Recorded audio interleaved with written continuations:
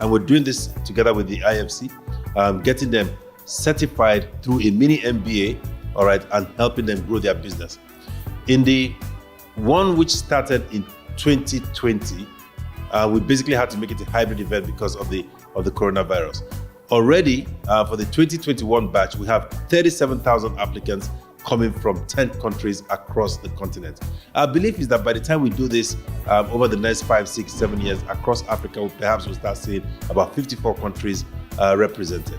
Women deserve the opportunity, the same opportunity as all men, deserve equal access to financial services, and they are needed for a properly balanced world. Because at the end of the day, actually, they truly represent the pulse of the family and actually the cradle through which families are created. Thank you very much.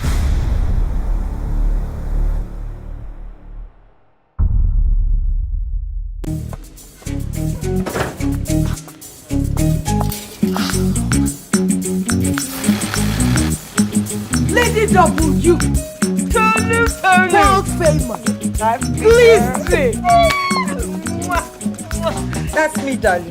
Fashion tycoon of the Federation. Lady W. Hey. Just 1 year, from that tiny shop to this big fashion establishment. Which Baba do am for you? When I started my business, I signed up to the W community thingy. I applied for a loan to expand my business. I have training in marketing, tax management, even accounting. Lady W, are you thinking what I'm thinking? Yeah, I'm still thinking. No, I will see you later. Access W. Tolu, you are not buying anything. I will buy next time. Expand your business today with the W Power Loan from Access Bank.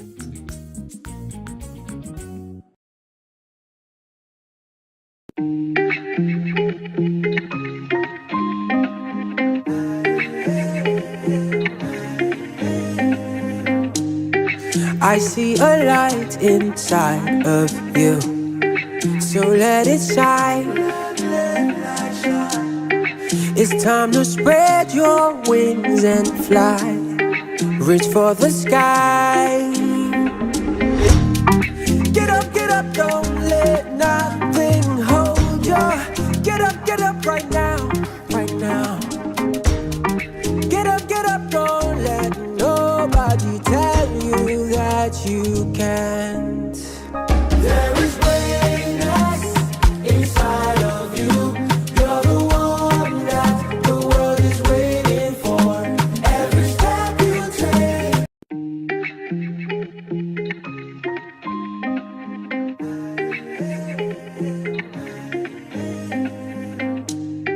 I see a light inside of you, so let it shine. It's time to spread your wings and fly. Reach for the sky. Get up, don't let nothing hold you. Get up right now, right now. Get up, don't let nobody tell you that you can't. There is greatness inside of you. You're the one that the world is waiting for. Every step you take, we go again. 'Cause we believe in you. Say one day you go make a one day. One day you go make a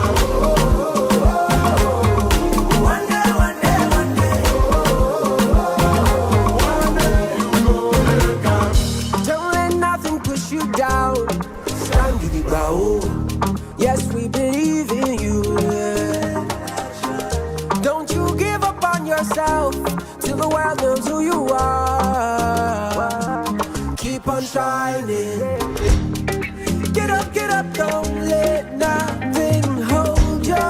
Get up right now, right now.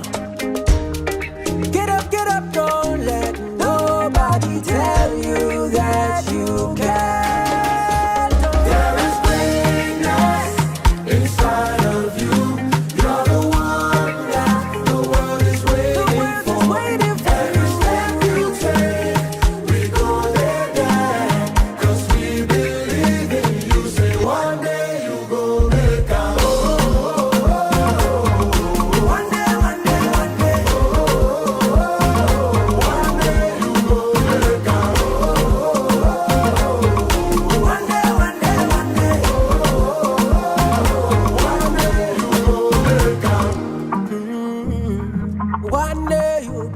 the sun. Say one day you go shine. Access, more than banking. Mommy, my tummy hurts so much. I'm scared. It is well, my daughter. Me self, I'm scared. We should be at the hospital already. Why can't we use one of these cars? Who will drive it? You? Sis, so we can't drive yet. I beg, leave me. Focus, Joe. Book that ride. It is important that women do not only learn how to drive, but to fully understand the driving rules and be a professional on the road. Good morning, madam. Good morning. This road is a one-way. This one is one way again. Where did you learn how to drive? This is why the W Initiative of Access Bank has partnered with the Federal Road Safety Corps, FRSC, to provide intensive driving training for women across Nigeria at very discounted rates, as well as other amazing offers, such as the driver's license processing assistance. Check out our social media pages at the W Community or send an email to wcares@accessbankplc.com. Do not miss out on this opportunity. Hurry now and let's get you driving.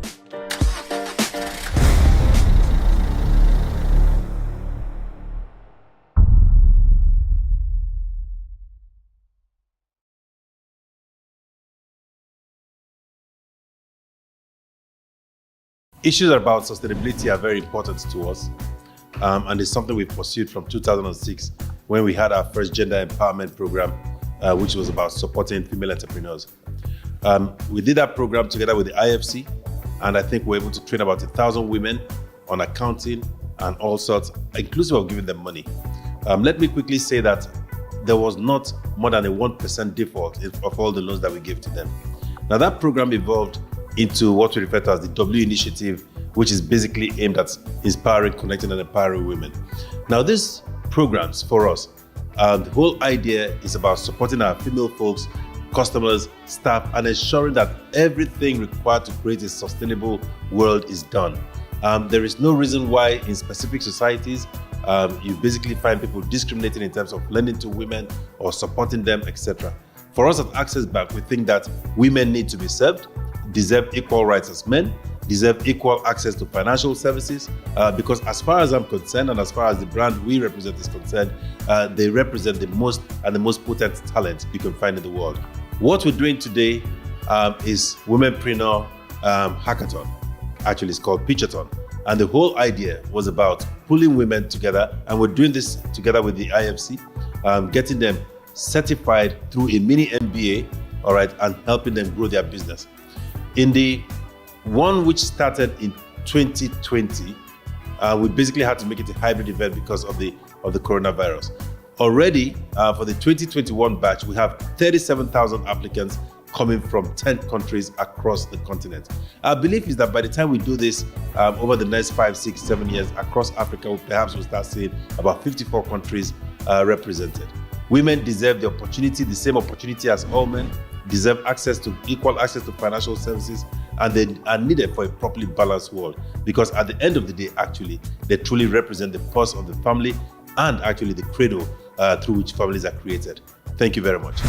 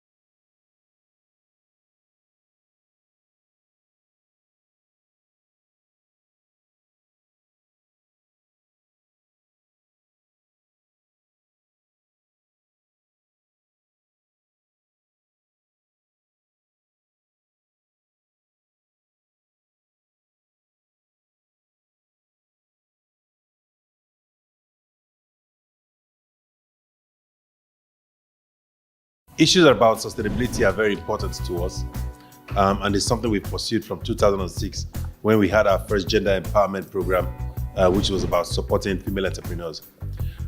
We did that program together with the IFC, and I think we were able to train about 1,000 women on accounting and all sorts, inclusive of giving them money. Let me quickly say that there was not more than a 1% default of all the loans that we gave to them.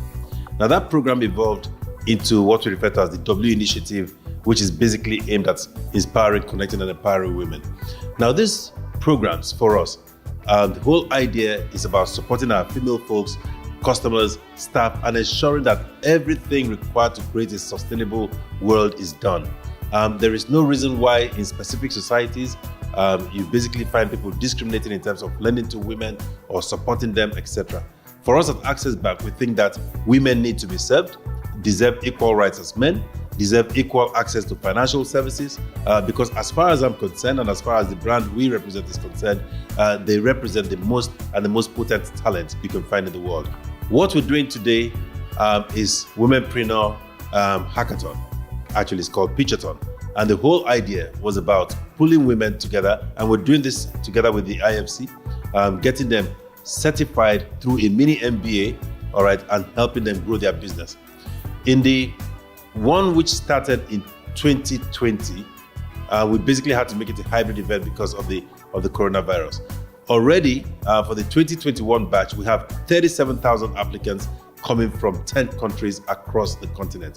Our belief is that by the time we do this over the next 5, 6, 7 years across Africa, perhaps we'll start seeing about 54 countries represented. Women deserve the opportunity, the same opportunity as all men, deserve equal access to financial services, and they are needed for a properly balanced world, because at the end of the day, actually, they truly represent the pulse of the family and actually the cradle through which families are created. Thank you very much.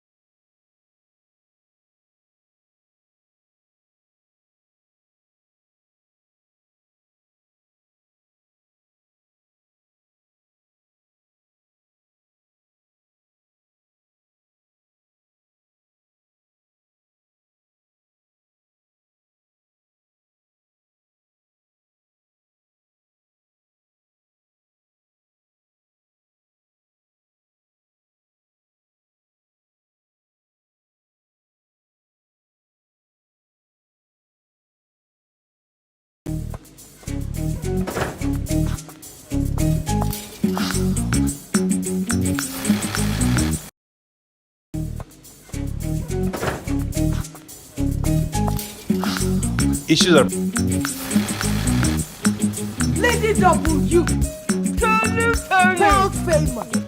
Please say. That's me, darling. Fashion tycoon of the Federation. Lady W. Hey. Just 1 year. From that tiny shop to this big fashion establishment. Which Baba do am for you? When I started my business, I signed up to the W community thingy. I applied for a loan to expand my business. I have training in marketing, tax management, even accounting. Lady W, are you thinking what I'm thinking? Yeah, I'm still thinking. I will see you later. Access W. Tolu, you're not buying anything. I will buy next time. Expand your business today with the W Power Loan from Access Bank.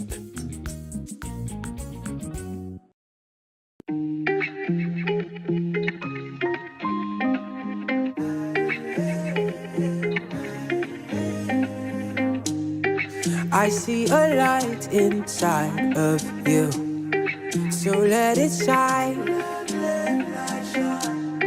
It's time to spread your wings and fly.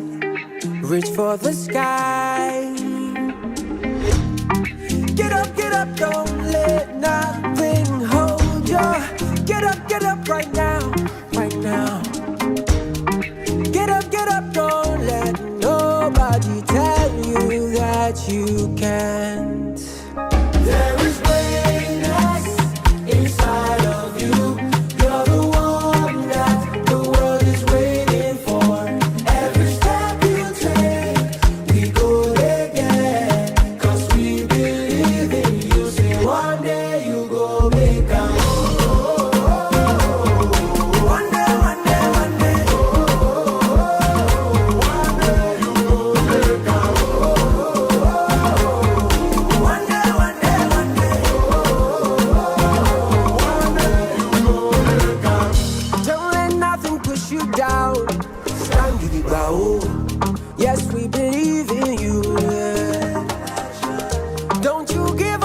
yourself till the world knows who you are.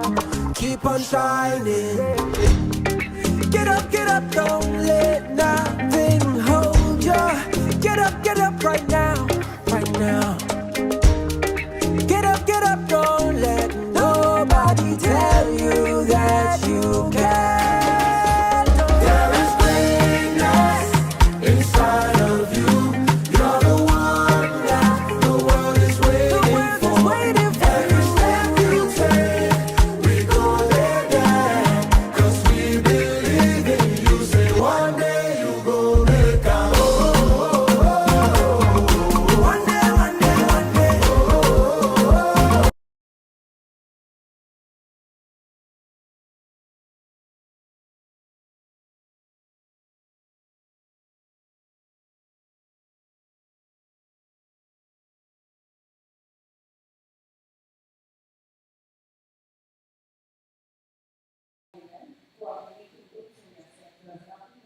Globally for the beautiful impact they are making, which is why you need to grab your notepads, grab your pens, maybe a glass of juice, whatever makes you comfortable, and enjoy every bit of the session we have brought you today. My name is Ifeoluwa Omoto, and as always, it is a delight to be your host on this webinar. Now, you will agree with me that there comes a time in everyone's life when you need to make that decision on whether you want to be a business owner or you want to work within the corporate sector. Whichever decision is made, there are goals and aspirations that guide these decisions.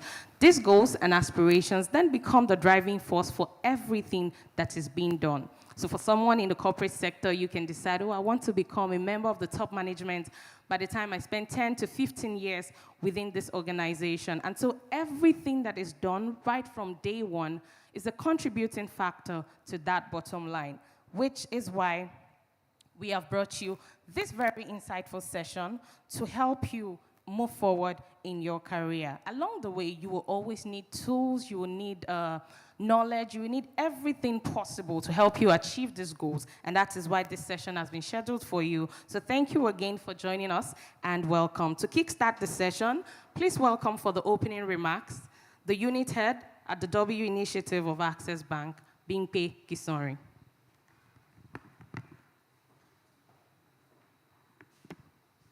Good afternoon, ladies and gentlemen. Good afternoon, ladies. Welcome. It is my pleasure and profound gratefulness and pleasure to God, and also pleasure to be here to actually welcome you to the day 2 of the Career Women series.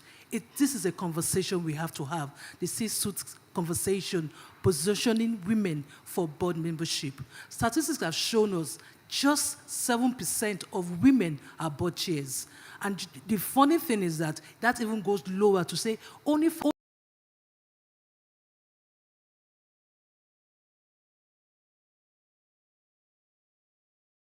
to talk. We need to move our women to leadership position.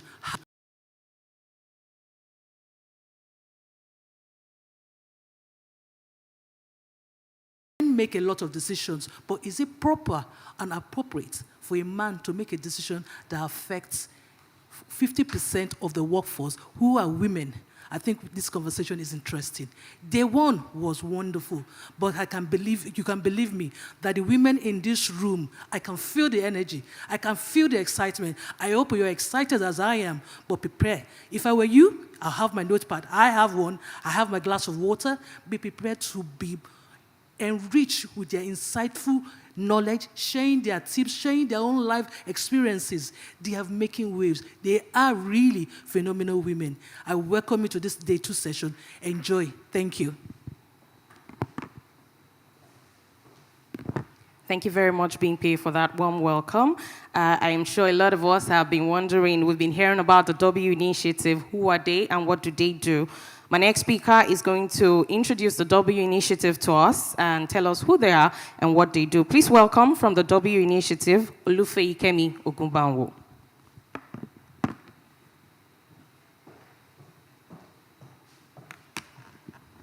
Thank you, Ife. Good evening, everyone. My name is Feyikemi, and I work out of the Women Banking team of Access Bank. So today I'm going to be speaking to the W Initiative And the W Initiative is basically the home of everything we have for women. You know, in 2006, we introduced what is called the Gender Empowerment Program, and here we availed loans to business women. This was basically just our way of testing the market and to see if the women's market, you know, is viable. And we noticed that, you know, 99.9% of these women were able to pay back, and, you know, it was deduced that women are actually good borrowers. And so we did further research and we decided to expand, you know, the W Initiative or the Women's Program, you know, to not just be tailored to women-owned businesses, but to also cater to other segments of women. So we have what is called, you know, we have the women in business, we have the women professionals, those are the career women. We have women in their families who may be either having their own business and also be a stay-at-home mom, or probably just a stay-at-home mom. We have the quintessential woman who could be a woman at the peak of her career or in a leadership position. And we also have millennials, we have Gen Zs, which are basically youths that are females. And so this was expanded, and in 2014, we, you know, relaunched, and it was called the W Initiative. Currently, we are present in 10 African countries, and the W is designed to inspire, connect, and empower women. So I'll be speaking briefly to what we have for our female professionals. So we have what is called the asset lease. This enables you to acquire various household items and equipment like inverters, like solar panels, generators, and you can access that for up to 10 million naira. So probably you just moved into a new house, you want to furnish your apartment, this is available to you, and you can repay conveniently over 24 months. We also have personal loans available to you where you are able to get up to 75% of your net annual pay, and that is available for you for up to 36 months. The school fees loan is also available to you. So if you need to pay your children's school fees, or you want to pay school fees for yourselves, this is also available to you. And you can get up to 5 million naira, and you have a repayment period of up to 6 months. For our auto loan, so we realized that, you know, as a professional, going to work, instead of having to jump bus or probably have to order a taxi, you know, we designed the vehicle finance for our customers, and you are able to acquire brand new or pre-owned vehicles under this product from our approved dealers, and it's also available for you if you need to get equity release. So if you have an existing vehicle that you purchase from our approved dealers, that can be used to, you know, get funds from the bank. And this is discounted for female salary earners. So whatever the interest rate or the prevailing market rate is, you know, female salary earners get a concession of 3%, and you're able to repay conveniently, you know, within 54 months. So I'm sure this is something exciting for you, and this is also available to you. If you need to purchase a house, you know, you want to own your own home and you don't want to, you know, just drop a huge chunk of your funds immediately, we have what is called the mortgage loan. So you are able to use this to acquire a residence for yourself from as low as 3 million naira at a competitive interest rate, and you can spread this conveniently over 20 years. Available to you also, we have various credit card products that can suit your needs. So we have the dollar credit card, which is a dual card that allows international transactions in dollar and also in local currency. And you can access up to 50% limit for supplementary cards for your spouse or relatives. The Naira credit card is also available to you for up to 75% of your net monthly salary. And likewise, we have the Black card, which offers VIP privileges. So you have free concierge services, you have emergency medical cover, you have travel accident insurance available to you, but you also have to note that the collateral is at least 110% of the funds you need that would need to be provided to access any of these credit cards. At the W initiative, we also have what is called the W debit card. So to distinguish you as a female, we designed this card, just to give you basically an identity. And, you're able to use this card, for online payments, for payments at the ATM. It also comes in Visa and Verve cards. And this also makes you stand out because you're able to access discounts from our partner stores once you have the W debit card.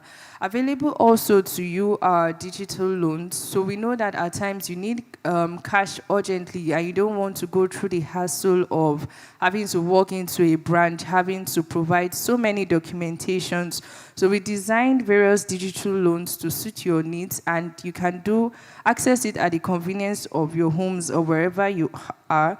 So once you have a salary account with us, you are able to access what is called a payday loan, which gives you the opportunity to access up to 50% of your monthly salary, and you have to pay back within 30 days. We have the salary advance, which enables you access up to 200% of your monthly salary, and the repayment period is 6 months. We also have the small ticket personal loans, which provides you up to 400% of your monthly salary for 12 months. And how do you access this? We have the USSD, that is the *901#. And you can also access this on our QuickBooks app. So if you have an Android or iPhone, you can access this on App Store or on Play Store. Just download the QuickBooks app and you're good to go. Moving on to the maternal health service support, because at the W initiative, we are also concerned about your health. We designed the maternal health service support to help improve your health, to help you in your quest for parenthood. And under the maternal health service support, you are able to access this loan for fertility treatments, for child delivery in Nigeria and abroad, for fibroid treatments, for bariatric treatments, that is if you want to undergo weight loss procedures, and also for other specialized procedures like optical care, for dental care. This is also available to you at a discounted interest rate of 14% per annum. So this also comes to you at no fee. So you're not being charged any management fee. It's just 14% per annum. And we are mindful of your health. And so if you need this for any medical procedures, the W initiative is available to you, to make your request. And we're pleased also to announce to you, that Access Bank partnered with the American Express to launch the first American Express card in Nigeria and also in Africa. And it comes in 2 variants. You have the gold card and you also have the platinum card. So this is available to you, and it doesn't just make you a card member of Access Bank. You also enjoy benefits like complimentary priority pass membership. You have travel protection and insurance. You have travel and lifestyle benefits. You also have membership reward points, so you earn rewards on purchases, on flights and hotel bookings, on gift vouchers. And if you're a food lover, you also get 20% off or a free appetizer at participating restaurants. So this is also available to you at Access Bank. And for programs that, we have currently ongoing, we have what is called the Womenpreneur Pitchathon. This was launched June 26th this year, and, registration is ongoing. This basically provides you an opportunity to undergo a mini MBA program in partnership with the International Finance Corporation of the World Bank. You undergo a training for about 8 weeks, and then you get to pitch your business. And, you also have a business coach assigned to you that helps you along the training program. And after you pitch your business, the 10 top winners go home with financial grants from 500,000 to 5 million naira. And this definitely would help improve and grow your business, definitely. And you also get a certificate. We expect that, you know, all that you would have learned in those weeks, you are able to inculcate it in your business, and we would love to see your business grow. Aside from that, we also assign a consultant that helps monitor your business for the next 1 year after the program. So you can see that, you know, even if you're a professional, probably you have a side also, or you know any woman in business, you can also inform them that this is available to them at Access Bank. And lastly, consolation prizes go to the next 20 winners. We also designed what is called the Ladies Let's Drive initiative. So aside from you accessing auto loans from the bank, we also want to teach you how to drive if you don't know how to.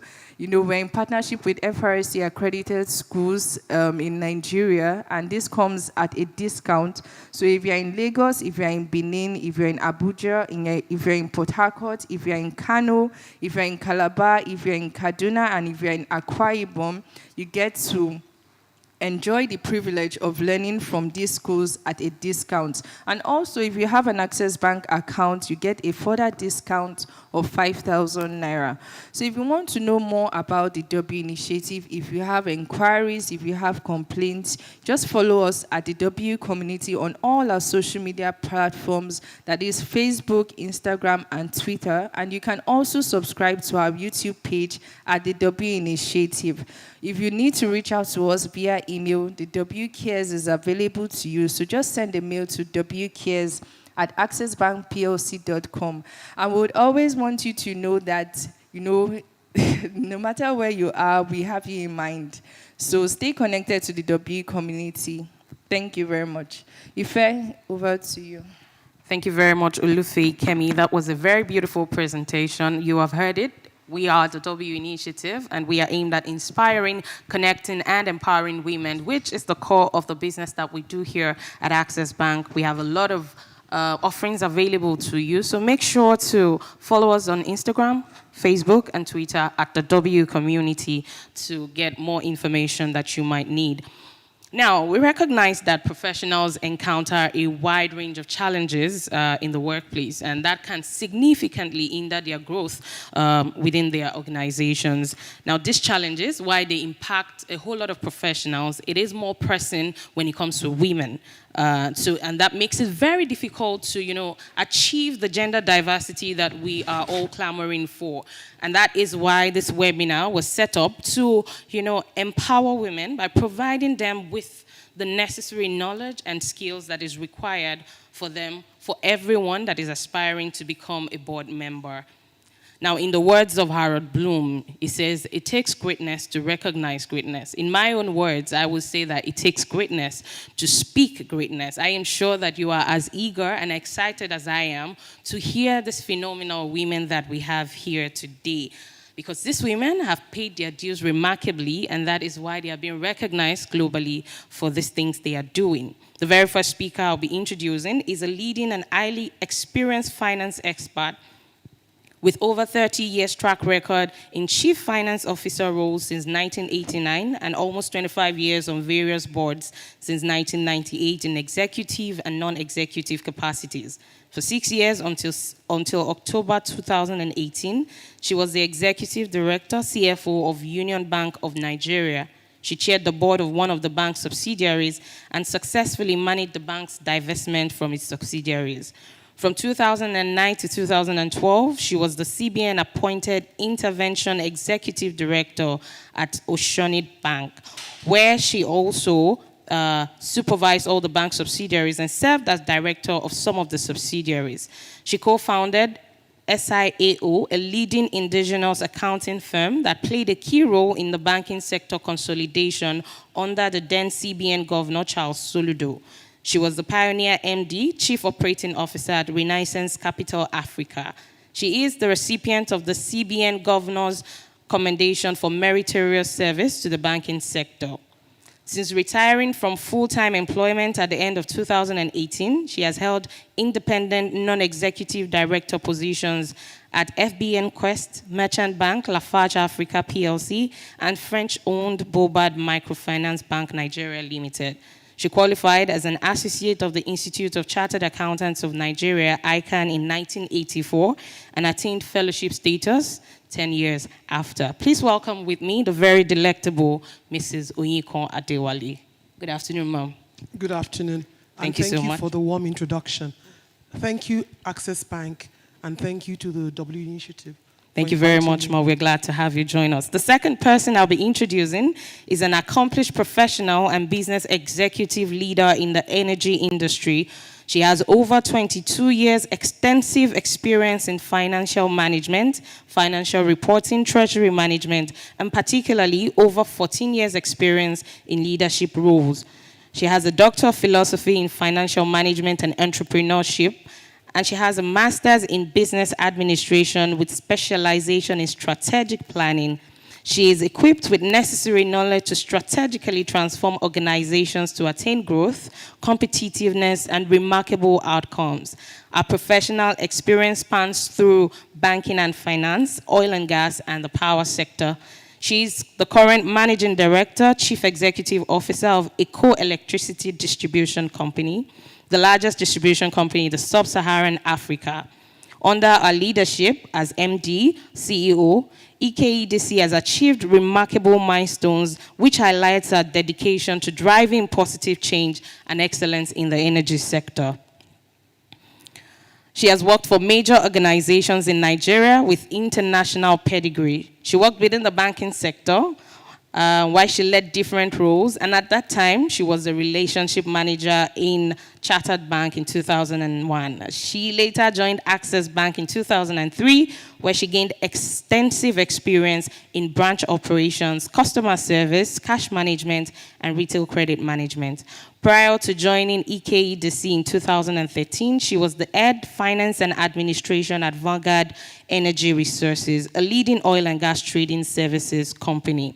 She remains passionate about innovation, collaboration, and continuous improvement to drive success and achieve remarkable outcomes. Ladies and gentlemen, we have here with us today the very beautiful Dr. Tinuade Sanda. Thank you for the warm introduction, and it's good to be home. Thank you. Welcome back home. We're glad to have you. Now we go right into the discussion for the day. My first question is to you, Mrs. Oyinkan Adewale. Looking back at your journey, which pivotal moments and decisions have shaped your professional path as you transition through various boards and executive positions? Okay, thank you for the question. I think the first and the most important decision I made was to pivot into chartered accountancy, because I actually read French University just to annoy my dad. But as soon as I was done with that, I knew it really wasn't the future for me. So one of the most important decisions I took was to go and train to be a chartered accountant. And I did that at Coopers & Lybrand. You know, in my time, when I was training in school, there wasn't really anything like career guidance. So I really didn't know what I was going to do with French anyway. I just did it. If I hadn't pivoted into accountancy, I wouldn't have had the career that I've had. Then one of the next most important thing I did was to move to Citibank, Nigeria. And I worked there for 14 years, at the end of which I was the CFO for West Africa. And that gave me a really solid foundation, a foundation I wouldn't trade for anything. After I left Citibank, I co-founded an accounting firm, SIAO. And that actually was one of the most intelligent things I'd done, because, you know, Citibank was like Fantasy Island. Everything worked. Everything was perfect. You couldn't steal a penny from Citibank. Then we set up SIAO. CBN Governor Soludo was doing consolidation. SIAO was lucky. We were hired by 16 of the 89 banks in Nigeria at the time to do their due diligence. And then I saw what the real world was. I realized that Citibank, you know, was something else. The real world was out there in those banks. If I hadn't done that, all the work I did subsequently that I've been doing out of rose-tinted perspective of Citibank. So SIO and this work we did under the Soludo recapitalization was a very key moment for me in my career. Another thing was accepting to be the intervention CFO, ED CFO at Oceanic, appointed by CBN. You know, when the letter came, I was scared because I mean, we all knew how much hassle people were getting from the owners of those banks, but I'm happy that I took the decision to do it. And I did it so well that I got a CBN governor's commendation for the work I did there. And after that, all sorts of people came to headhunt me to work for them. And I know if I hadn't stuck my neck out, I probably wouldn't have been able to achieve all that. But there's something that I'm not happy about. When I was in Citibank, when I was at Coopers, every time I got offered, asked if I wanted to go to take a job, an international job, I'd say no. You know, and later in life, I regret that because I've actually lost out on a couple of opportunities when, you know, I'd maybe be a finalist, and then they'd find out that I didn't have experience outside Nigeria. So if I had to do it again, I'd take every opportunity to get multi-geography experience. Thank you. Thank you very much. She has emphasized the need to learn, the need to be sure. She said something about being scared at first, but then she did it anyways and she received commendation for it. So even if you're scared, try to do it because you actually can do it. Thank you very much, Ma, for that very insightful discussion you just had with us. I'm moving on to Dr. Tinuade Sanda. Could you share your first-hand experience in a C-suite position and the unique perspectives and knowledge you've acquired in that role? All right, thank you. I've had so many experiences, both the good and the challenging ones. And one thing I've learned is that being smart or being intelligent is not enough for that role. You must have people skills. You must be able to, you must have high emotional intelligence. Aside from being an expert in your field, you must be able to harness both the strengths and the weakness of your team for good success. And when you're sitting in the boardroom also, you must also be able to dimension and understand what is not being said. So when I was appointed last year to the board of my current company, I did have a mentor to handhold me, so I had to learn through my own experience. And some of the experiences I had then showed that you must have high emotional skills. And at the same time, being able to manage different investors' understanding of the sector, of their own strategy of why they invested in the business.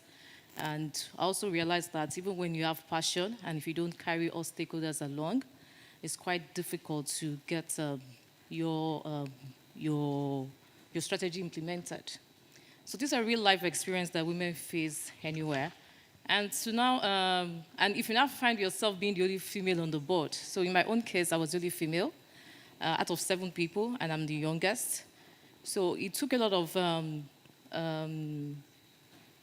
looking inward to see, okay, how do I navigate, how do I engage when I have, let's say, an HR matter to discuss, who do I meet? So I had to do all that to get things done.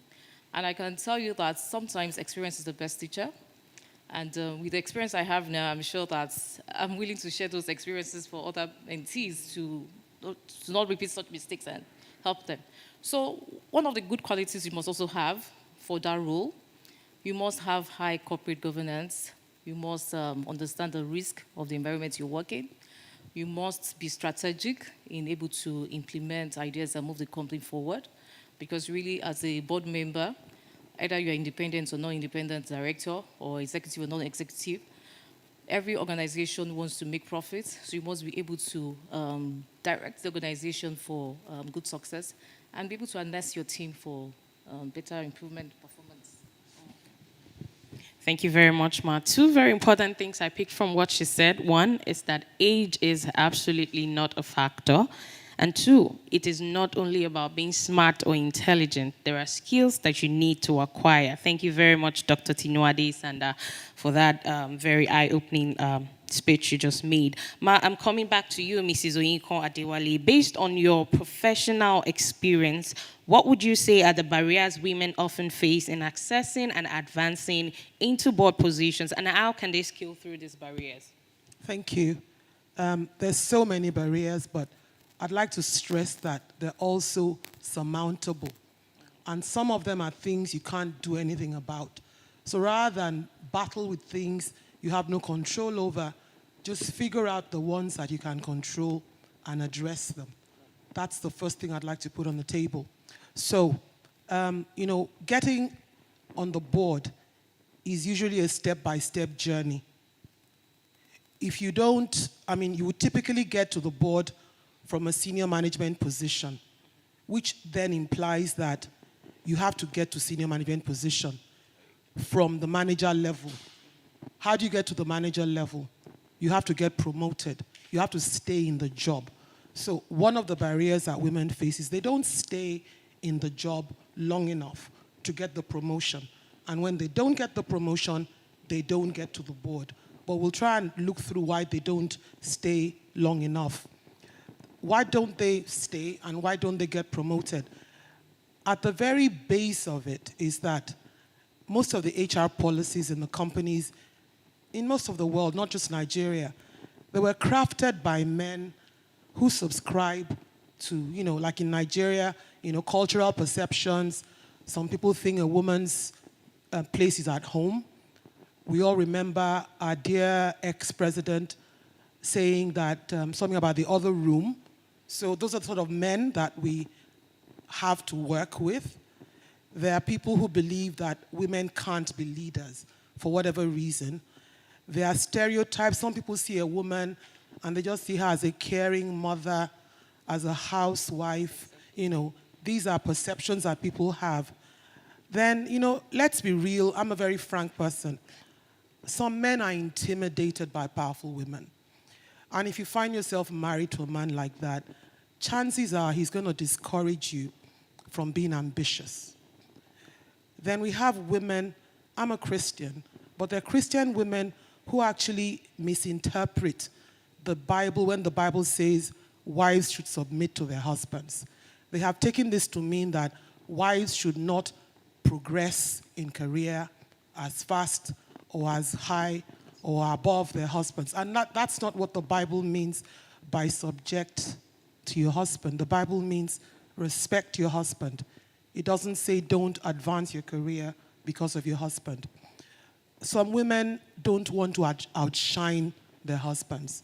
So some of this baggage is self-inflicted baggage. Nobody inflicted it on us. We took it on ourselves. Then there are women who are discriminated against for promotion. And this normally happens if the company doesn't have an effective board governance committee that's monitoring gender equality, gender balance in the company. So they're not even looking at the stats and knowing, okay, we promoted 100 people. How many of them are women? How many of them are men? What's this doing to the gender mix in the company to start with? Then you have HR policies that don't favor mothers of young children. And when some women confront these policies, they feel the only way for them is to leave work and go and look after their children. You can't blame them for it. And when they leave work, then they don't get that promotion. Then you have women who just can't juggle career and household. Now, some people make it to manager, definitely. But when they get to manager, there's another set of hurdles. There's a misconception that a woman will do well as head of HR, head of admin, but don't give her the hard jobs like head of engineering, don't give them the harder jobs. It's a misconception. And it's not just in Nigeria, it's everywhere. And we tend not to talk about it. But most of these jobs, like HR head, admin head, hardly ever get to the board level. The jobs that get to the board level are those jobs which are typically given to men. And related to this is the absence of women from STEM, science, tech, economics, and maths. A lot of women, girls, right from when they're children, they think they should do the soft courses and they run away from STEM. And then later in life, they find that those who are making it to the top typically are the men who did not run away from STEM. Then you have, there's a lack of mentoring. And Tino Ade alluded to that, the lack of mentoring. So nobody's actually holding you by the hands and guiding you. We have husbands and in-laws who make a woman feel she has to choose between career advancement and the family at the time when that opportunity for a big job comes. Then women, I don't know what it is about us. If a job is advertised and it has 10 criteria, we feel unless we have all 10, we shouldn't apply. But the men will. They may have 7 and they apply. So then the man gets the job. You don't get the job because you didn't apply. Okay? So let me talk about how do we scale through these barriers. It's a long list, and I can't go through all of them in the interest of time. But for me, the most important thing is you have to own your space. You have to be a subject matter expert. Let them know you kill it. As a CFO, she kills it. You may not like her. You might say she's a bitch, but she knows her job. So if there are 5 people that you need to pick for that job, and she's the one who can do it, whether you like it or not, you pick her. So you have to own your space. You have to know your onions. You have to earn that respect within your department, outside your department, and outside the company you work for. You have to demonstrate leadership. And you don't have to have a big title to be a leader. You can volunteer for the hard projects. You can stick your neck out. You don't have to have the big job before you become a leader. You have to be disciplined. You have to be disciplined. People respect you when you're disciplined. You can manage time. You arrive at work early.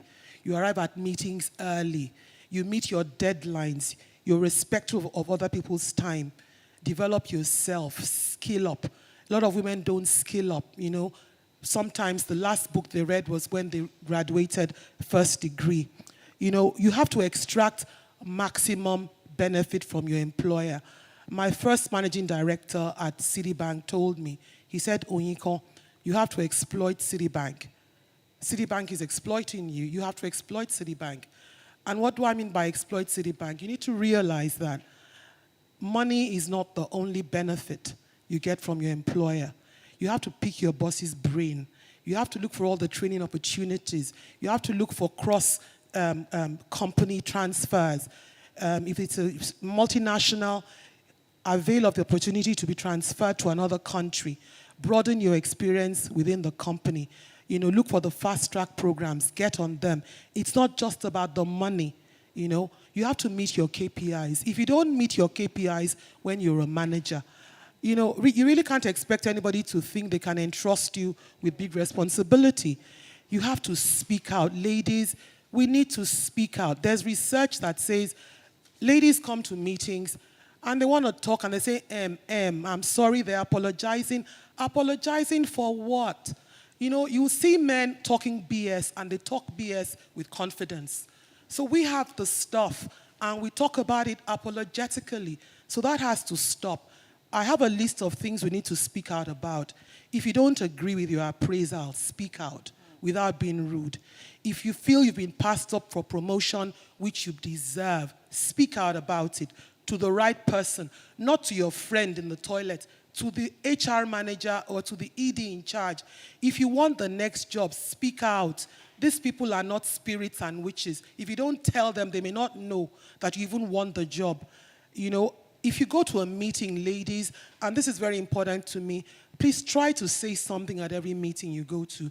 Don't just go and sit there like a pretty face. Don't go there and blend with the furniture. Ask an intelligent question. Say something that people will remember you for. Don't be remembered for the seductive outfit you wore to the meeting. Be remembered for the intelligent thing you said at the meeting. I'm just going to finish now. Ladies, you have to manage our brand. Manage your brand. Do you want your brand, the dominant brand you have, to be Instagram slay queen? Or do you want it to be Owambe mama? Or you want it to be, I'm a corporate girl. And it can be a nice mix of all. But if your predominant brand is Instagram Slay Queen, don't be surprised if you apply for the ED job and you don't get it. I have to say this, you have to marry wisely. And you ask me, how do you marry wisely? You have to prayerfully ask God for a husband who will not kill your ambition, but who will support you, who will be an encourager to you, right? And like I said when I started, you have to stay in the job. If you don't stay in the job, you can't even get the promotion. I don't want to go on and on and on. I have a long list. When I get this topic, I go on and on, but I'll stop in the interest of time. Thank you very much, Mrs. Oyinkan Adewale. And to every professional watching us, she has said, make maximum use of every benefit available within your organization in terms of resources, in terms of the people that are there. So make sure to use, not exploit, but use them to the maximum that you can use them to help your careers move forward. Thank you very much, ma'am, for that. Let me mention at this point that for the people who have joined us virtually, you are able to put your questions in the Q&A section so that we can take them at the end of the panel discussion. Moving on to Dr. Tinuade Sanda. We're still speaking to barriers. What major challenges did you face and how were you able to overcome them? Thank you. Madam Oyikon has said so much about this topic, and I will speak and relate to my experience. So I work in the male-denominated industry, and also being a female in that kind of industry space, there are quite few of us in that space. But however, my organization, what we did was to be intentional about being inclusive. What we also did was to partner with USAID to see how we can encourage girls right from secondary school to be part of the STEM, as Madam Iko mentioned. But one of the main things we've seen in this side of the world is that culturally, society has this expectation that as a lady, you can't aspire to be the CEO, you can't aspire to be a executive, and that you should be motherly and just focus more on the children. In my early start of career, I also had those challenges. So when I was having kids, I was in the banking sector.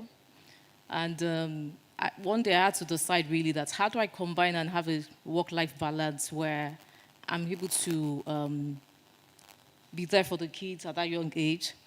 And I had to look back and look at my qualification to see, okay, what other roles can I also do? Not forgoing my dream of being a CEO one day. I remember when I was in Access Bank Training School, it was one of my dream then, because we were asked that, okay, in 5, 10 years, where do you want to be?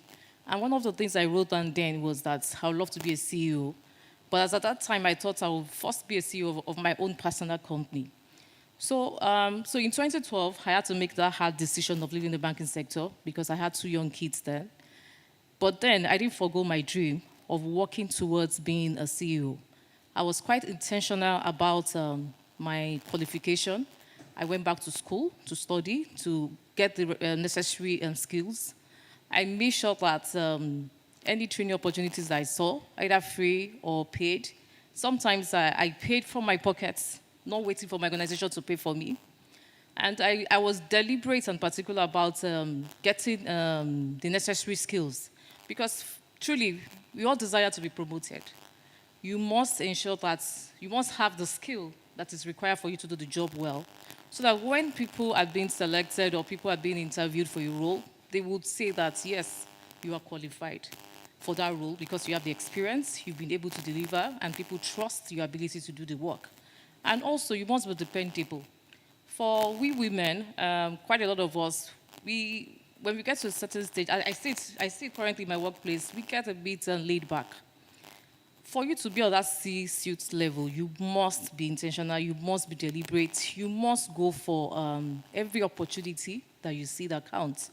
And as Madam Yukon said, discipline is very important, it's key. When you're not disciplined, when everything goes with you, when you don't have standard, when you compromise easily, all those things count. But when they are looking for value-driven people, when they know that you stand for values, they will consider you. So looking at my organization, one of the experience I had was that, not from my level, but I know some of my mentees at work had shared their experience with me, where some of their male colleagues feels that as a lady, you should not be heard, you just should be seen. No, if you want to sit at the table, you must earn that seat. You must bring your skills, your experience to deliver the task on the table and be seen that you can handle the task. So what we did in Eco Disco was to be deliberate in ensuring that we give equal opportunities to either a male or female as long as you're qualified. At the time in Eco Disco, it's only men that climb the poles. We deliberately changed the title from being called linesmen, because typically we all assumed that it was a male role. Now today we have female that climb the poles. If you can, we give you the opportunity. And we're quite intentional about that to ensure that at secondary school levels, we also do CSR to encourage young girls. So in my own case, I'm a finance expert. But what I also did was I didn't just limit myself to the finance role that I was doing. So right from being a chief level, what I did was to show interest in every aspect of the business. It was a passion that I had. So either it was commercial, it was technical, I understood what was happening in the organization.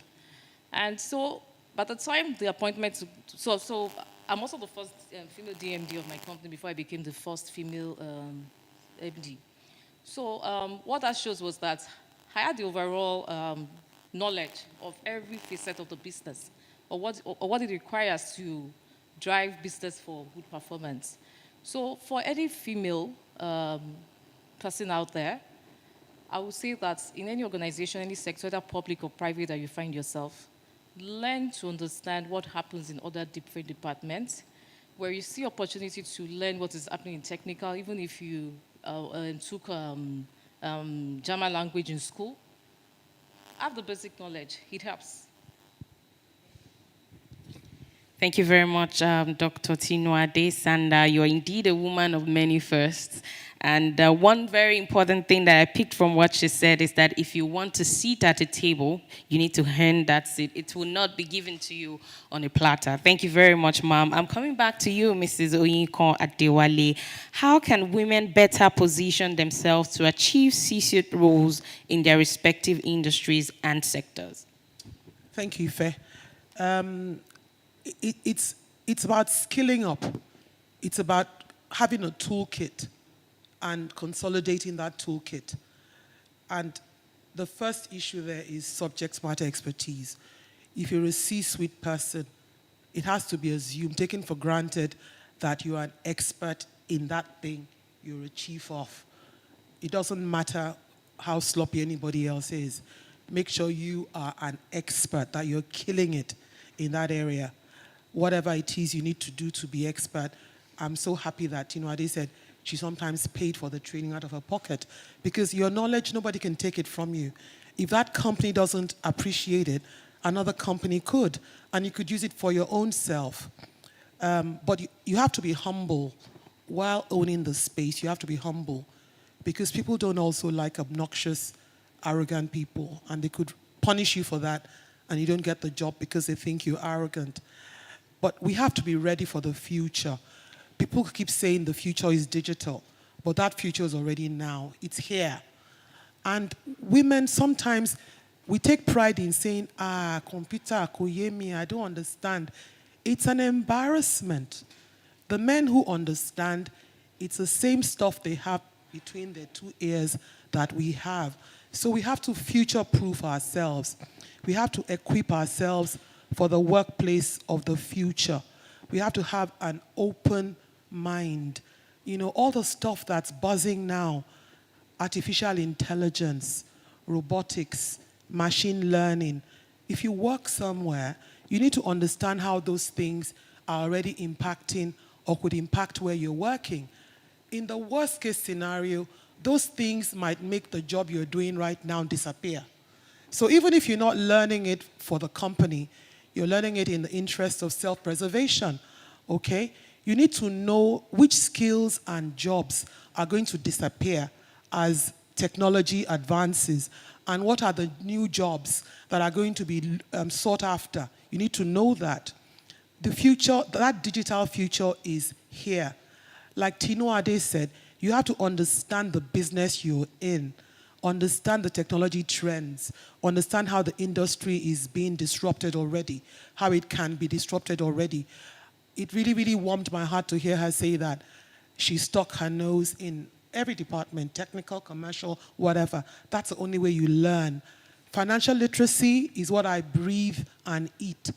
After I retired from full-time work, I thought I had to fix the world of financially illiterate people. So I started teaching financial literacy to boards of directors, because it's very embarrassing to sit around a board table with people who don't understand the top from the bottom of the balance sheet. Financial literacy is important. Risk management savviness is also very, very key. If you don't understand the risk in the business that you're working in, it might disappear and you didn't even know that it was about to disappear. You have to understand how global value chains work. That's the world we're in now. It's a global village. You have to understand Nigerian macroeconomics. Whichever way you slice it, it affects what you're doing.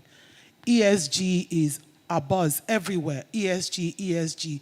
There are new jobs being created around ESG. Do you know what it is? Do you know what the United Nations SDGs are? A lot of the ESGs, come out of that. We've talked about being visible and audible. Do you have a decent LinkedIn profile, for instance? Because there's a lot of learning you can get from there. We've talked about your voice being heard.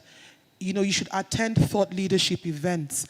No matter how smart one thinks one is, when you go to these thought leadership events, you see somebody who's smarter than you, you learn something. You go back to the company, you go to a meeting, you talk, you share that learning. People say, wow, see what Ife said.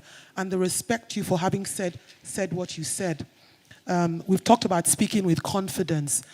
Ladies, please stop going to a meeting and making tea for everybody. If you're not the tea woman, it's not your business. Because all you're doing is you're reinforcing that impression that you're a caregiver, you are mama nurse.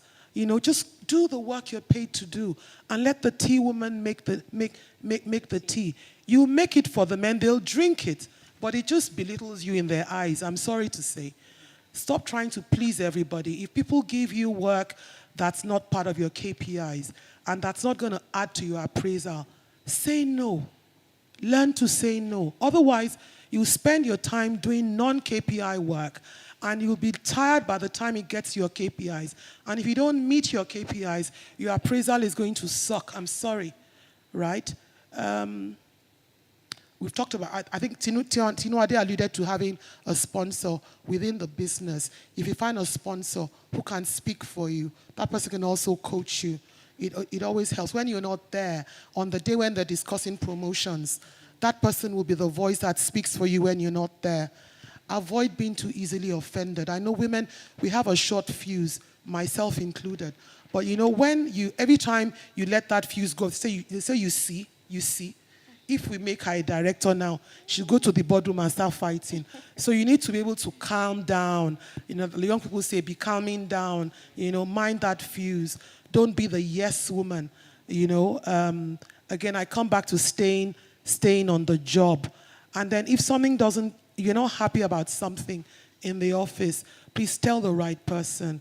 Because if you gossip about it, if you complain to the wrong person, that person may use it against you. You might be telling your enemy what you're saying. So tell the right person. Go to your supervisor. Go to your line ED. Go to your HR head or your sponsor and let them sort it out for you. Thank you. Thank you very much, Ma. Be visible and be audible. Thank you very much, Mrs. Oyinkon Adewale. I'm coming back to you, Dr. Tino Ade. How important is mentorship and sponsorship in helping women advance in their careers to gain board appointments? Do you have any advice on finding and cultivating meaningful mentorship relationships? Thank you, Ife. Mentorship is very good. It helps. Unfortunately, in the workplace, for you to get a good mentor is quite difficult, challenging. And I would say that, for instance, the kind of experience I've had, when speaking earlier, I said I had some challenging experience. If I'd had a mentor at that time who had handheld me and learning from their own experience, their own mistakes, some of the mistakes I made, maybe I would have made them. So I'm someone that believes in mentorship. Mentorship guides, it helps the younger ones. You can even mentor a fellow colleague, even an older person. So it's not just about being a senior to a junior kind of relationship. But when you have a mentor, they guide you, they handhold you, they show you different skills that's required to do different tasks. They help you through different challenging experience and advise you positively on steps to take. For instance, for myself, I'm just about to launch one of my program, Imagine. I believe in helping young female aspiring leaders so that all the things, skills they need to gather, they need to, their dreams, their vision, someone can help them and hold them to execute such. And also look for people that have gone through this kind of experience so you can all learn from them. You know, when you learn from other people's experience, it's better than you repeating the same thing. But unfortunately, you hardly see female helping female. Let me put it that way, because what some of the experience I've also seen is that is we women also, that we also bring other women down. And truly, we keep saying women supporting women. Are we truly supporting each other? And for me, I think that in the workspace, each organization should have HR policies that helps and introduces such mentorship program. Because when you have good mentors and is introduced within, what's it called, within the organization, it helps productivity. People are less focused on social issues. They focus more on the job. In terms of strategy that has been implemented before, where they've made mistakes, it also helps you not making same mistakes. You can go back to the drawing table and knowing how to evolve from that role. So I strongly support mentorship, and I wish people can truly mentor people. Thank you. Thank you very much, ma'am. Please, women, do not bring other women down. That is very important. I mean, if we are clamoring for gender diversity in this kind of C-suite positions, we need to have women there. So please make sure that you are helping another woman to climb up that ladder. Thank you very much, Dr. Tinuade, for that. Mrs. Oyinkan Adewale, I'm coming back to you. Can you provide insights into the selection process for board appointments and what qualities or attributes do boards typically look for in candidates? Thank you again, Ife. You know, there are two types of directorships. There's executive and non-executive. So let's talk about the executive first. If it's executive, the seat would normally be filled internally, but they could also advertise for it or ask an executive selection outfit to do it for them. If it's internal, it's likely to be a promotion from a GM or group head position, which presupposes that you already know the path, that there's a policy in the company that says after 3 years of being a group head, you can be an ED. So if it's internal, there should be criteria within the company that is known to everybody, okay? There should be transparency around it. If it's a regulated sector, e.g. banking, for instance, the CBN defines how many years experience you should have, what qualifications you should have. I think insurance does the same. So if you work in a regulated industry, make sure you know what the criteria are. And if you don't meet any of them, see what you can do to help yourself to acquire that. If there are regulatory guidelines, it could be about tenure, educational qualifications, working experience, etc. If the ED is being sought externally, the recruitment would normally be handled by the board governance committee of the board. who would typically mandate a headhunter or a recruitment agency to come up with a short list. They give the headhunter will sit down with them, agree the terms, the criteria, and then the board would get to interview just a final short list, right? The non-executive board appointments are less transparent. A lot of it happens on a man, no man basis. And unfortunately, the women are the last to find out, because the men find out over a glass of beer or over a glass of wine in the club while you are in the kitchen cooking for Papa Junior, and the men have already taken the positions. So you only find out about it when it's already been filled, okay? So we have to shine our eyes and our ears so you know what's going on when the vacancy is about to happen. The chairman or other senior board members typically propose names of people known to them, or somebody refers somebody to them, or somebody comes and asks you, if they know you're a boardroom person, oh, by the way, we're looking for a director, we're looking for a woman, is there somebody you can propose? So they put up a list that way, and then they hand it over to the headhunter to do the sifting. The process is normally handled by the board governance committee. The headhunter, you have said that. The candidates for non-executive director positions are sometimes nominated by shareholders, if it's a shareholder filling their quota of directorships on the board. So what attributes do boards typically look for? If the board is looking, for instance, for somebody, the boards would normally assess the gap, the skills gap on the board. If they say, okay, we don't have anybody who's good in IT, and this is a high IT intensive company, so they're looking for an IT person. So they might be looking for a certain skill set, okay? They might be looking for subject matter expertise in a particular area. Like maybe they feel nobody on the board is a finance person, so they're looking for a finance person. That's possible. So it depends on the expertise they're looking for, depends on the skills gap that they have. They typically, 100% of the time, they're looking for prior board experience. You know, most boards are looking for prior board experience. Boards want clean reputation. They don't want to Google you and see the picture of you fighting with somebody in the club last week. You know, they don't want to Google you and see that your social media footprint is quite slutty, because, you know, nobody really wants that kind of person on their board. So if you know you have aspirations to the board, try and live a controversy-free life. And if your life is controversy-ridden, try and keep it out of the internet, because there's no hiding place on the internet anymore. High value, if you have connections, for instance, if a company knows that you have connections that can help their business, or you have connections with the regulators, they look for that as well. Most companies shy away from people who have controversial political connections, because they don't want to be caught in the crossfire. For instance, if governments change, right? Good market knowledge, definitely. Strong interpersonal skills, high emotional IQ. And Tinuade spoke about that. Because you don't want, no matter how smart you are, if every time you come to the board meeting you're fighting, then everybody gets tired. And the meetings get disrupted. Then they look to see that you don't have any serious conflict of interest. So you don't have a family business, for instance, that's in a business that's competing with what the company is doing. Digital savviness, financial literacy, risk management, we've talked about those sort of skills.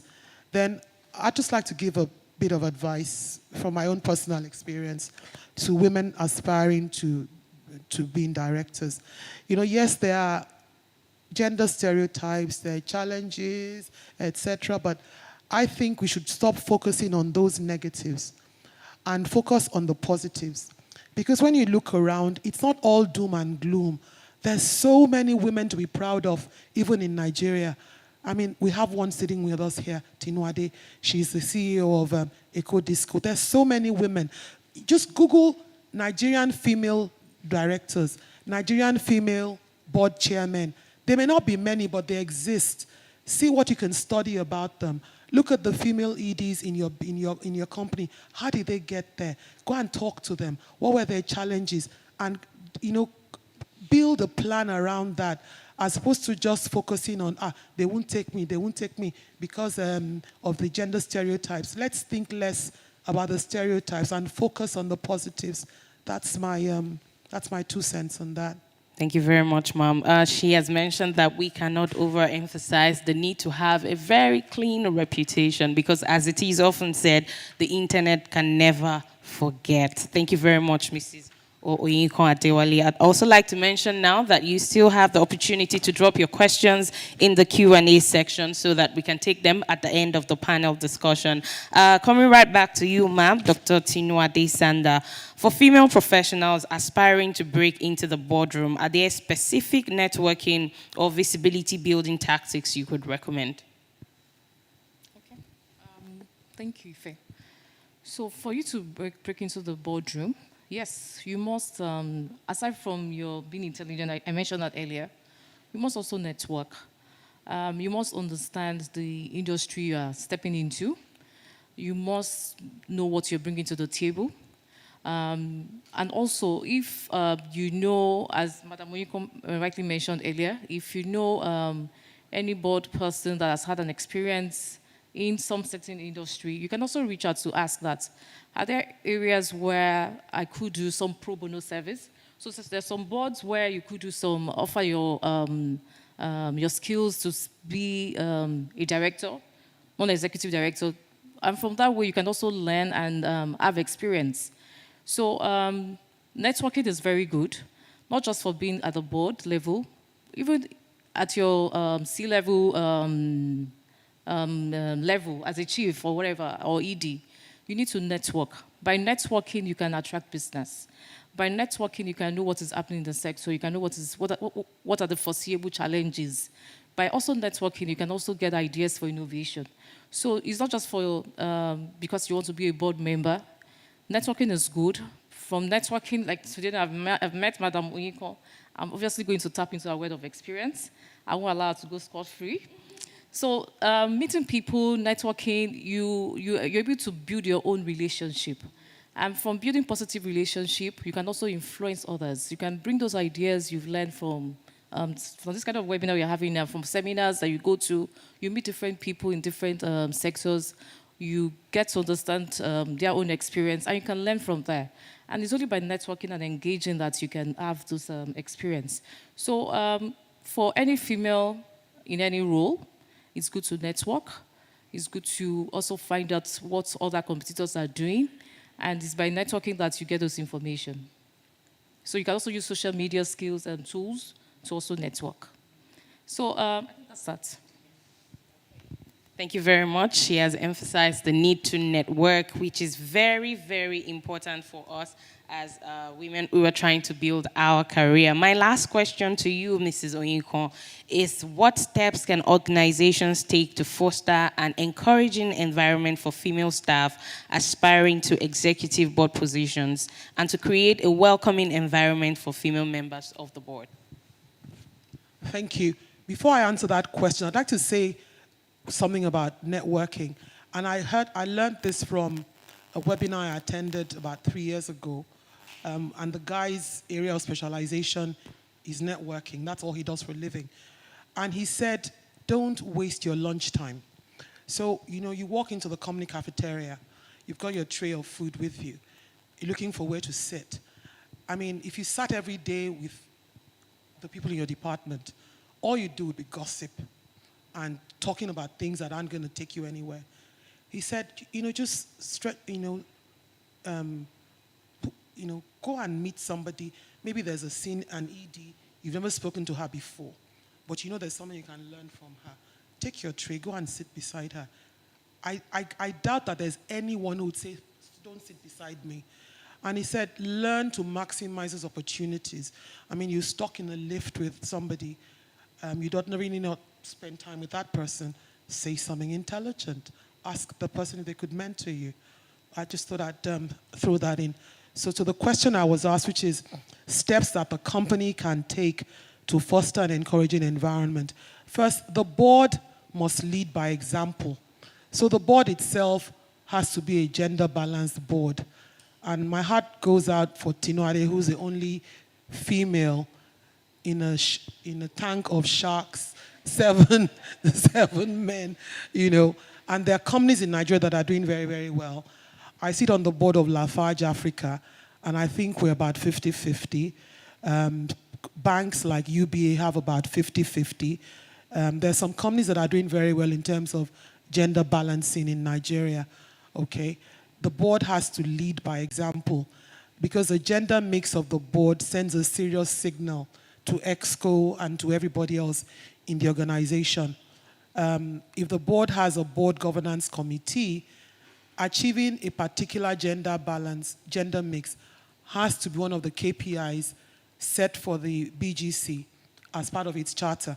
So it's not just something they would like to do, but it's documented that your KPI is to achieve 60-40, 50-50 or whatever gender balance. The BGC, that's the Board Governance Committee, must ensure that hiring is structured to address gaps in the gender mix.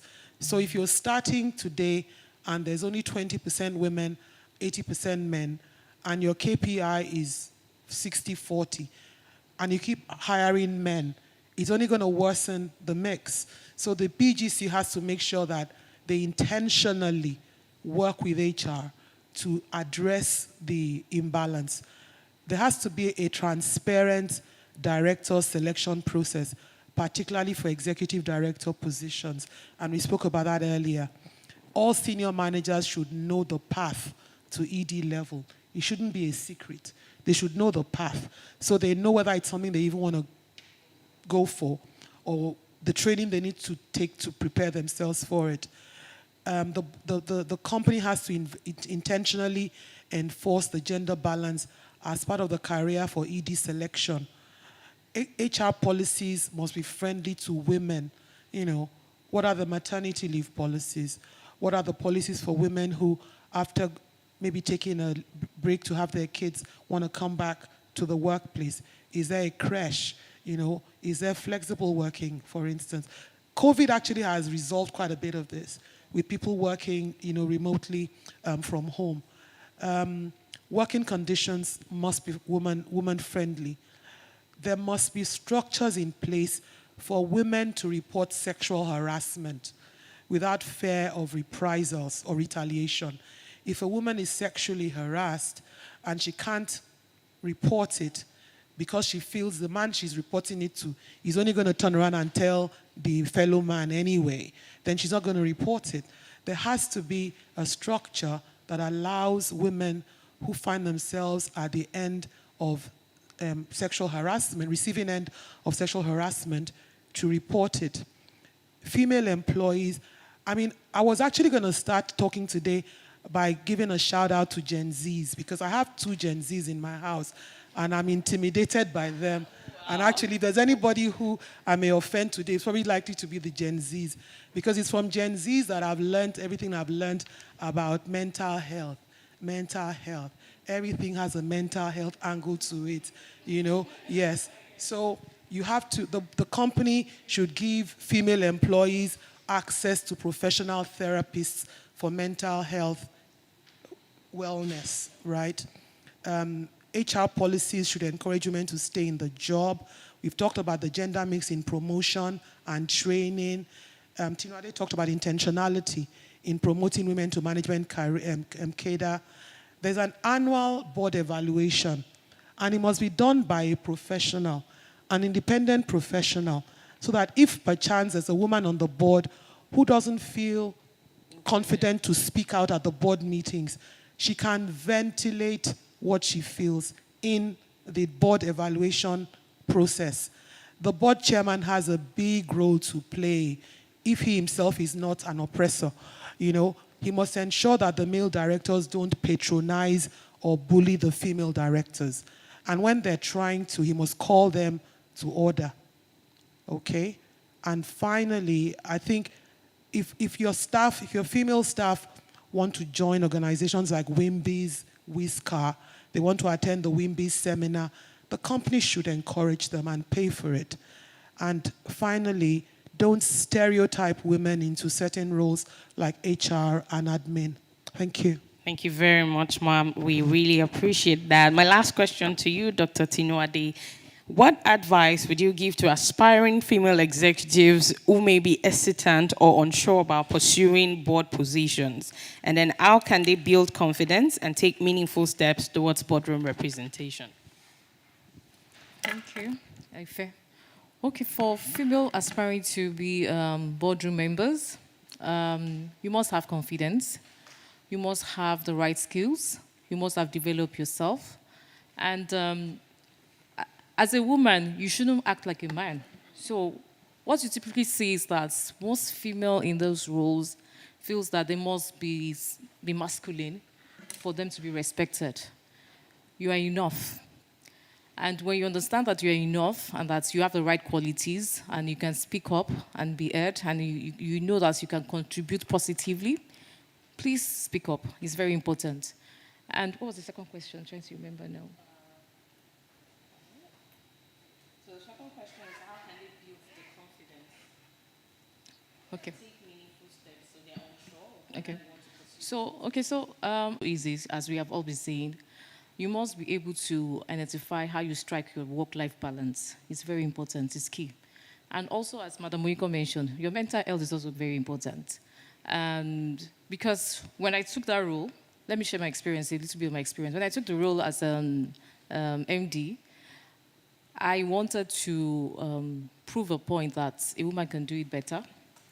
I realized that I was putting in extra hours just because I was competing. I don't know what I was competing with, but I was into a competition that nobody had defined for me. And I realized that almost every day I was closing at 9, 10 p.m. And one day my daughter said, "Are you not the CEO? How come you're closing late? When you were a chief, you were coming home much more earlier." You know, because I was trying to prove that, one, yes, I'm a female, I can do it better. Two, I'm not an engineer, but in an engineering company, and I wanted to prove to everyone, both my colleagues and my board and also stakeholders in the sector, that you didn't make a bad decision. So sometimes we put ourselves in some negative competition and shouldn't be. As long as you understand the KPIs, you understand the strategy you want to, the performance indices you want to attain, work towards it with your team and also learn to delegate. So as women in the C role, don't be afraid to delegate. Look for the right people, because more often than not, at that level, you don't get involved in operational, you're thinking more of strategy on how to drive the business for performance. So you need to get the right people, either male or female, work within your team, understand their strengths, understand their weaknesses, and see how you can enhance both for good results. So when you do that, it helps your own work-life balance. And at the same time, when you need to take your rest, please and please, it's very important. Health is wealth. You must know when to take a break. So there are days now that I resume around 9 a.m. Some days I resume at 10. Some days I resume at 8. And there are days I know that I have to work extra hours because I know that I have some deadline to meet. You must understand flexibility. So when you're able to you're able to work with flexible timing and also encourage that with your team, you get the best out of them. But at the same time, when you're also rigid and you're not approachable, people don't come to meet you with ideas. And for you to succeed at that role, you need your team members to keep giving you innovative ideas, giving you suggestions for winning goals. So as you're aspiring for that role, I would say that you must work and treat people right. When you treat people working with you, either your subordinates or your next in line, your backups, when you treat them right, they're willing to go out of their places to make your own work easy. So as we aspire, I would say that let's build healthy working relationship with our team members. Thank you. Thank you very much. She has emphasized the need to work and treat people right. It is just, it is no given that you need to treat people right to make your work easier and your life even better. Thank you very much to you, Mrs. Oyinko Adewale. We appreciate your time. And to you, Dr. Tinuade Sanda, thank you so much. We'll just take a few questions before we conclude the session. My first question is to you, Mrs. Adewale. How do you manage saying no in an organization where it could be used against you? It depends on what you're saying no to. The question is a bit broad. If you're saying no if it's an assignment or a project, for instance, you need to sit down and think about it. Maybe it's something which you yourself could benefit from, you know. So if it's something which you could benefit from, but it's not in your KPI, you could go and negotiate with your supervisor that, look, how do we tweak my KPIs for me to get some credit for this thing?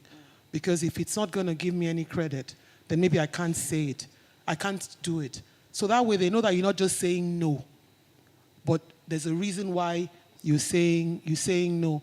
But the question is a bit broad. But one of the things I said is stop being a yes woman. So you can't say yes all the time, which means you have to say no some of the time. But I mean, I think whatever it is you're saying no to, don't be rude about it. Don't be offensive. Don't be combative, you know. Thank you very much, Ma. So we need to apply wisdom when we are saying no. That's typically what she just said. Thank you very much. My question to you, Dr. Tinuade, how do I strike the right balance between showcasing my accomplishments and expertise while avoiding coming across as overly self-promotional? How do you strike the balance? It's quite a thin line, and also I think it also depends on the environment you find yourself working. Some working environments promote and encourage you to make noise about your achievements, while some toxic environments want you to be quiet. And sometimes some bosses are intimidated by your skills, your abilities, your qualifications, how you're doing well. So I've seen that in the workplace. And what we try to do in my current workplace is to ensure that we have professional counselors, where when such happens, you can go and meet them to share your experience without the fear of being of any intimidation, where they can manage that process with HR and your boss. So there's quite a thin line between you're promoting your achievements, you've done this. So let me share another experience of mine. So there was a time that we broke a record, a milestone in my company, and I was making so much noise about it. I did an email to the other organization, I gave incentive, and one of my bosses said to me in private that, what if next month you don't meet it, what happens? I said, we'll keep meeting it. That's we will. And when people do well, we should also learn to celebrate and promote them. And it starts from being a leader. So when any of your team members is doing well, promote them, celebrate them. And when they're also not doing well, also let them know in private where they're not doing well. So there's a thin line, really. And environment determines how that is perceived. So where the leader or the working environment is positive, is cordial, they will be the ones who jointly come around to celebrate you. But where it is hostile, they're like, is she the only one? So it's quite challenging, and that's why, as we mentioned earlier, mentorship helps with this kind of issue where they can help guide you if you find yourself in such a situation. And when you have a professional counselor that you can meet to share your burden and pour your heart to, they can also help you address that. Because some of those things are what people talk about, this mental health. Those are things that lead to, I just did well, I passed my professional exam, and my company could not just recognize that I did that. So little things, this kind of little things, initiatives, actually bring the best out of team members, of people. If I may, you know, the very first time I attended a WIMBY's conference, I think it was Dr. Dunya Abiola talking about tooting your own horn. And that was many years ago, but I never forgot it. Because if you don't toot your own horn, nobody's going to toot it for you. Everybody is busy tooting their own horn. So you'd better toot your own horn. But, you know, there's a line, you draw a line, you won't be obnoxious about it. But you have to toot your own horn. And one thing I was going to say, you know, in many cases, you find yourself in a department, your boss is going to make a presentation, and you work on the presentation. You spend hours on it. Then your boss goes to the meeting, presents it, gets all the accolades for it. One of the clever ways, you know, to, you know, ask him if you can come with him to the meeting. You know, Oga, can I come with you to that meeting just to see how people are thinking through this topic or something. Then the next time, would you mind if I actually presented it? You know? And he might say yes. And eventually, you will, it does a lot for your mental health that people actually, you presented this thing, you prepared it, you presented it, and people are giving you good feedback about it, as opposed to just sitting down and knowing I did the work and he's getting the glory for it. Great, thank you very much, ma'am. I'll still stay with you on this. How do I manage a relationship with a potential mentor that thinks I'm coming across as a burden? What are the key attributes to look out for in a mentor? I think, by the time you accept to be a mentor, if you are in the right headspace, let me give you an example. My daughter, my younger daughter, has a friend. I've never met this young lady before. She's American, white American. I've never met her before. My daughter calls me and says, "Oh, mommy, I told Athena, the girl has just registered for an MBA finance, but she doesn't understand finance. I told her you could mentor her." I said, how? That you could teach her financial literacy. I said, "So you volunteered on my behalf." So I said, "Okay, fine. Ask her to call me." So we had the first meeting. I took this girl through 2 hours, and now it's almost become my full-time job. She's now sent me the syllabus for her MBA, So I said to my daughter, "So this is how you've committed me to this." But the thing is, I can't say no, because I just love the fact that she's so eager, she's so keen, she wants to spend time with me. We have Zooms, we're having Zooms like every other week now, And for me, it's a pleasure.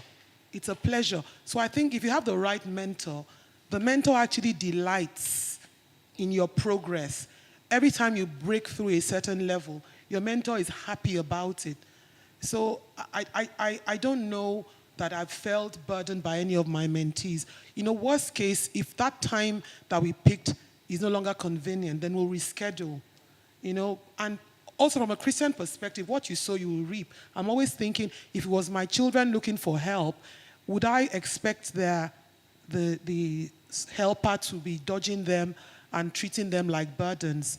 So I think if you find the right mentor and the mentor is in the right headspace, you'll never get to that point where the mentor thinks you're a burden. If I might add to that, I think communication also matters. So both ways. So even when you have a mentor and you have a mentee, you must agree on timing, on when you must have the engagement. And also, because if there's no clear-cut communication and you just keep badging in, it's also possible that at that moment the mentor he or she might have 1 or 2 tasks that is a burden or time burden on them also. So communication is key. With all my mentees, actually, we preset our meetings. Like I say to them, I meet with some at night. If the person says I get back from work late, whatever, it's okay, fine. I don't sleep early, so we can do a 9 o'clock Zoom. And some other person wants a morning session, but we preset it. So nobody can just call me and say, "Let's talk." No, we preset it. Thank you very much, ma. I'm still with you, Dr. Tinuade. Why is it that male mentors are more readily available than their female counterpart? I'm not sure about that. I don't think it's true. I don't think so. I'm not sure. I don't think that is accurate. I've not experienced it. And I want to say that either male or female mentor, you must be available for your mentee. You must agree on when you meet, and you must define the goal that you're trying to achieve. It's very important. And this person who asked a question, if you actually join certain associations, they have mentorship programs, and they'll attach you to a mentor. And I'm not a mouthpiece for Wimbies or Whisker or whoever, but they have these programs. Wimbies has Wimboard, and as part of Wimboard, they will attach you to a mentor. And some lasting relationships have developed out of that. So I don't believe that it's true that men are more available. Thank you very much, ma. I think the key thing is to find the right mentor, like you said all the time. My last question is to you, ma'am. Would you say that volunteering with organizations and small NGOs as an advisor would be a good start and good portfolio to prepare for board membership? Absolutely. because, like I said, one of the attributes that boards typically look for is prior board experience. But you have to get it somewhere. So if you cannot get it from a paid directorship or from your own employer, and if there's an opportunity for an NGO, get it. As long as it's been run as a proper board, no experience is useless experience. So it's a good opportunity, yes. Thank you very much, Mrs. Oyinkan Adewale and Dr. Tino Adesanda. We appreciate you for giving us your time today, and I am sure that you've all had a very wonderful time with these very inspiring women, and you've had a very insightful session. So we'd like to say thank you for joining us, and we appreciate your time. Do not forget to follow us on Instagram, Facebook, and Twitter at the W Community so that you can have access to every activity that we have planned for you. Thank you again for joining us. We are grateful for your time. Till I come your way next time, my name is Ifeoluwa Omoto, and it's a pleasure to have been the host on this session. Thank you very much, everyone. Have a good evening.